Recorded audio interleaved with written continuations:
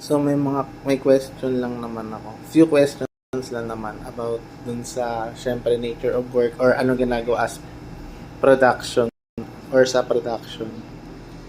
So ano po before you introduce yourself. So I already send you naman po yung ano.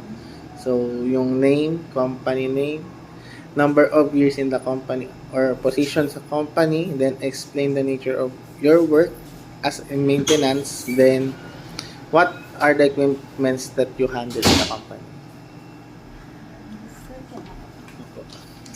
Opo. Okay. I'm Beverly Brigado, maintenance clerk of Omnico Consortium Incorporation. So, bale, 7 years and 11 months na ako dito nagtatrabaho.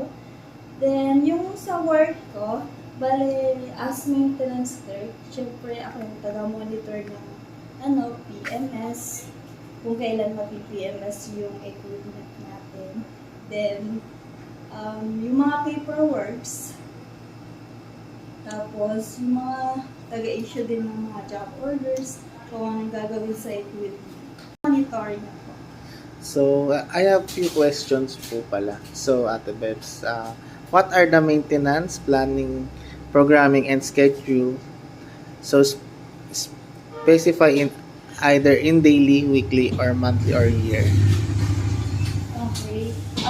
So dito, may mga equipment.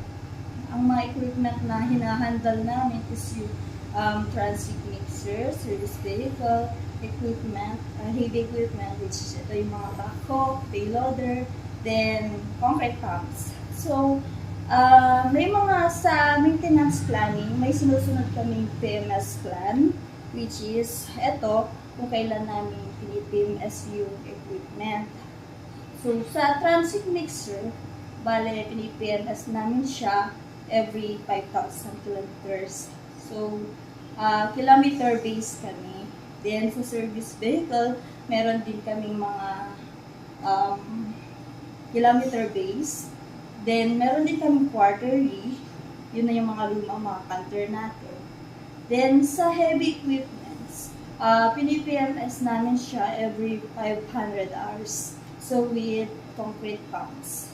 Yun yung mga ano. So, may mga ano siya. May yearly din naman. Sa mga parts na yun. Tulad ng clutch disc. So, number 2, what are the process in preparation for maintenance inspection you do? So, sa pag-prepare ko ng mga schedule, maintenance para i-inspect, kailangan i-check natin yung odometer, tapos yung hour meter. May monitoring ako doon. Then, doon sa ini-input ko lang yung present odometer ng equipment. Then, makikita ko na siya kung ipipms na siya. Due for PMS. Ganun din sa mga concrete pumps and heavy equipments. Yun yung naman yung hour meter. Okay po. Base. So, next, what are the step-by-step process in preventive maintenance of the equipment you handle?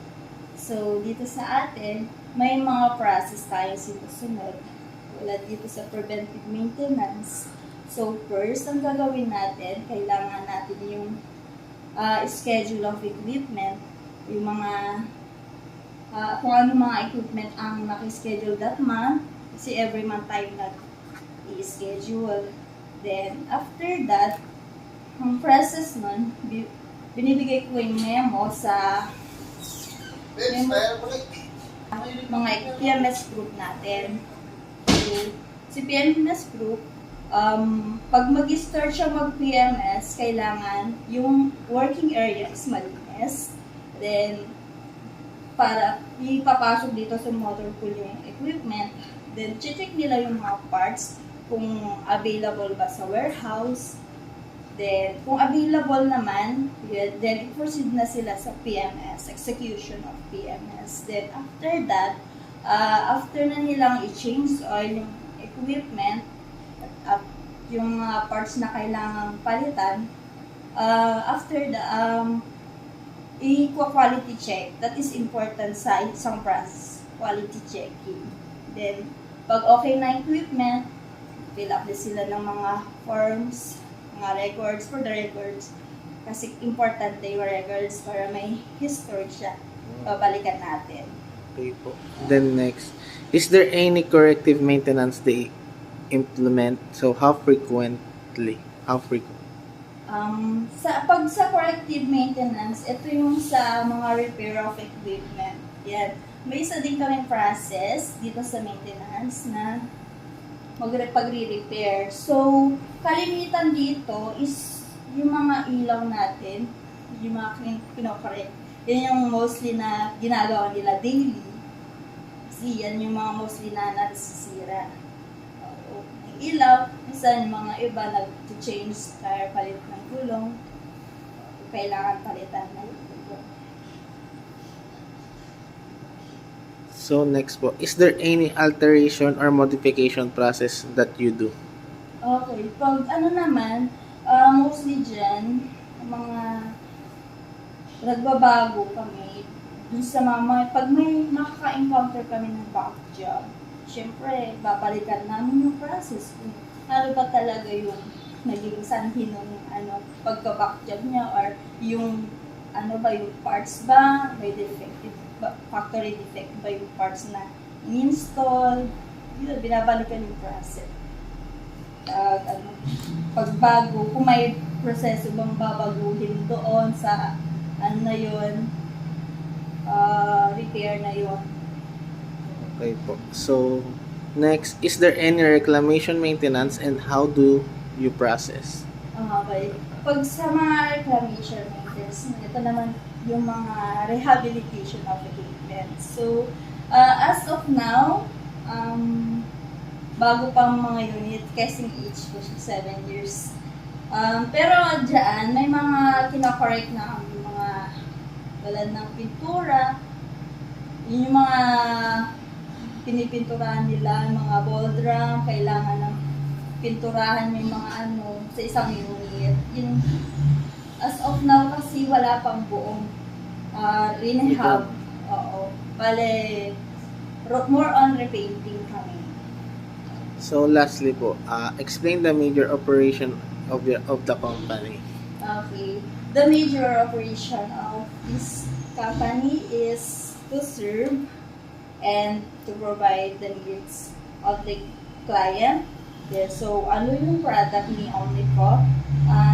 Ready-mix concrete, diba? So, kailangan i-deliver namin yung RMC or ready-mix concrete na on time and safe.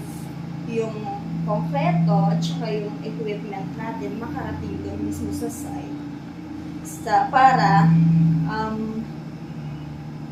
as a part of this business, yung maintenance, as maintenance clerk or maintenance department, kailangan natin i-assure yung equipment na well at saka operational siya. Thank you po.